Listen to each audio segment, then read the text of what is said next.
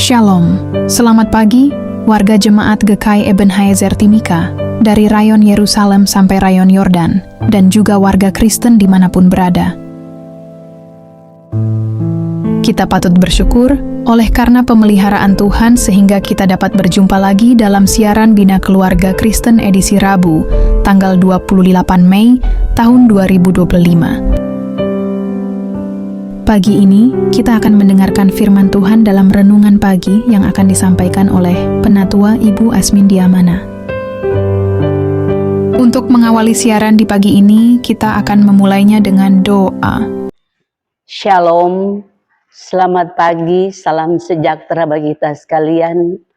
Bapak Ibu Jemaat yang dikasihi, diberkati oleh Tuhan kita Yesus Kristus, dari rayon Yerusalem sampai Yordan. Di pagi ini sebelum kita melakukan aktivitas kita dan kita akan mendengarkan firman Tuhan, untuk itu kita akan berdoa. Kita berdoa. Bapa di sorga, Bapa di dalam nama Yesus Kristus adalah firman kehidupan kami. Kami bersyukur dan berterima kasih kepadamu Tuhan atas kasih dan setiamu bagi kehidupan kami. Dan di pagi ini Tuhan, kami hendak dituntun oleh kebenaran firman Tuhan. Kami membaca dan merenungkannya Tuhan. Kami mohon kiranya Tuhan menuntun dan menolong kami di dalam kami membaca dan merenungkan firman Tuhan di pagi ini. Terima kasih Bapa di sorga, berfirmanlah kepada kami sekalian. Karena kami anak-anak-Mu sudah siap mendengarkan apa kata firman-Mu bagi kami. Dalam nama Yesus Kristus, firman yang hidup, kami sudah berdoa. Amin. Pembacaan firman Tuhan kita di pagi ini terdapat dari Perjanjian Baru, Filipi 3, ayatnya yang ke-8. Lembaga Alkitab memberikan judul Kebenaran yang sejati. Demikian firman Tuhan. Malahan segala sesuatu kuanggap rugi karena pengenalan akan Kristus Yesus Tuhanku lebih mulia daripada semuanya. Oleh karena dialah aku telah melepaskan semuanya itu dan menganggapnya sampah supaya aku memperoleh Kristus.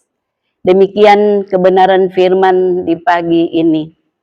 Filipi 3 ayat yang ke-8, segala sesuatu adalah kerugian. Bapak Ibu yang dikasihi, diberkati oleh Tuhan kita Yesus Kristus, Paulus menggunakan kata-kata yang kuat untuk menekankan betapa tidak bernilainya segala sesuatu yang lain jika dibandingkan dengan Kristus. Ini termasuk kehormatan, kekayaan, kedudukan, dan pencapaian duniawi. Pengenalan Kristus adalah nilai tertinggi. Paulus menganggap pengenalan akan Kristus, Yesus Tuhannya, lebih mulia dari semua hal lainnya. Ini menunjukkan bahwa persatuan dan persekutuan dengan Kristus adalah tujuan utama hidup. Melepaskan segalanya demi Kristus.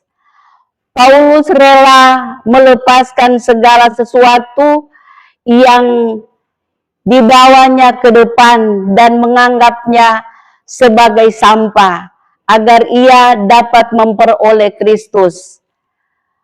Perubahan hati dan prioritas. Renungan ini menekankan pentingnya perubahan hati dan prioritas dalam kehidupan Kristus.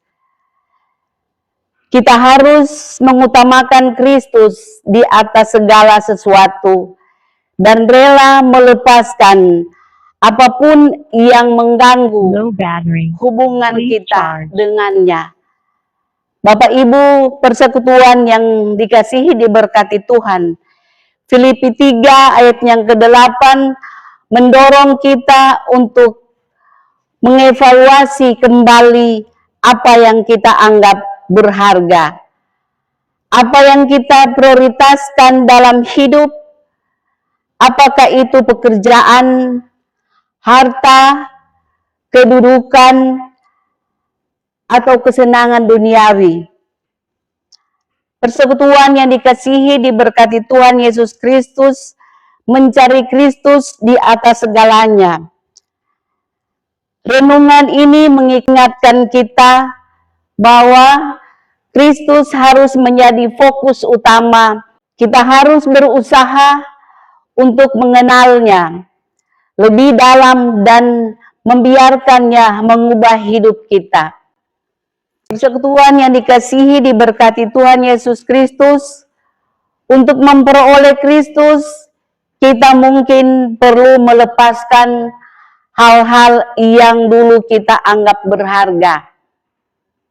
Ini mungkin berarti melepaskan kebiasaan, rencana, atau bahkan hubungan yang tidak mendukung pertumbuhan rohani kita. Perjuangan dan kemenangan memperoleh Kristus adalah perjuangan. Namun kemenangan yang kita dapatkan melalui Dia lebih besar daripada segala sesuatu yang kita tinggalkan.